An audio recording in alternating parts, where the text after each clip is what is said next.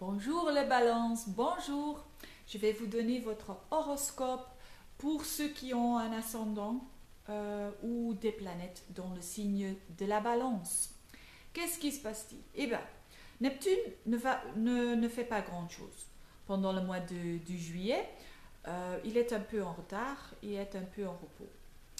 Donc c'est dans votre sixième maison, donc c'est pas très important pour vous maintenant, mais il est un peu caché. Mais ça veut dire des choses routineuses, c'est un peu compliqué parfois, mais pas important. Ce qui est plus important pour les balances, c'est vraiment que Mars, le planète de l'action, va entrer dans votre signe pendant je crois, le 4 juillet. Donc ça veut dire vraiment un peu de boost, un peu d'énergie pour vous, parce que Mars a été vraiment pendant quelques mois dans votre 12e maison, donc peut-être vous n'avez pas eu beaucoup d'énergie, mais ça va changer complètement, parce que Mars est donc dans votre signe. Il va opposer Uranus et faire un carré avec Pluton. Donc c'est vraiment un mois pour les balances de... euh, je vais le dire en anglais, ça veut dire stand up for yourself. Vous allez understand it, yes. Euh, donc ça veut dire vraiment pour les balances, c'est vraiment important parce que et c'est pas évident. Pour beaucoup de balances, c'est pas évident pour dire ce qu'on veut, hein, pour s'exprimer. Parce qu'on est toujours en train de penser qu'est-ce que les autres personnes vont penser quand j'ai fait ça ou quand j'ai dit ça, ou on veut toujours être diplomate.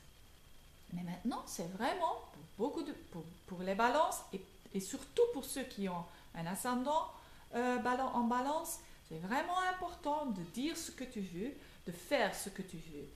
Et ok, on peut. Il y a aussi l'autre naturellement, très important pour les balances, mais il faut s'exprimer soi-même. Donc ça, c'est vraiment important pendant le mois du juillet.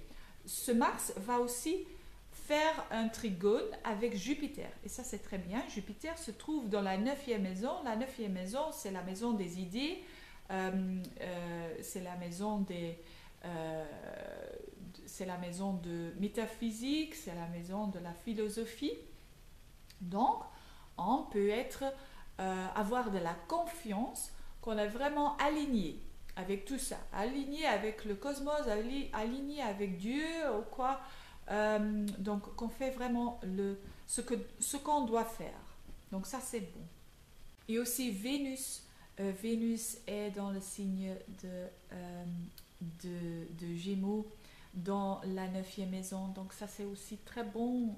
C'est aussi très bon pour avoir des idées, pour voyager. C'est très bon parce que Vénus c'est votre maîtresse de votre signe. Donc c'est vraiment bon. On s'amuse là-bas. Saturne a déjà été vraiment pour 2 années dans votre signe.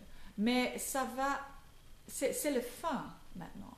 Donc Saturne dans votre signe a vraiment, pendant 2 années, ça va vous donner du discipline. Ça va vous rendre un peu plus mature. Et maintenant, quand Mars est là-bas, dans la maison, dans la première maison, ça veut vraiment dire maintenant, c'est moi qui ai le début, c'est moi qui dois faire des choses, qui va initier des choses.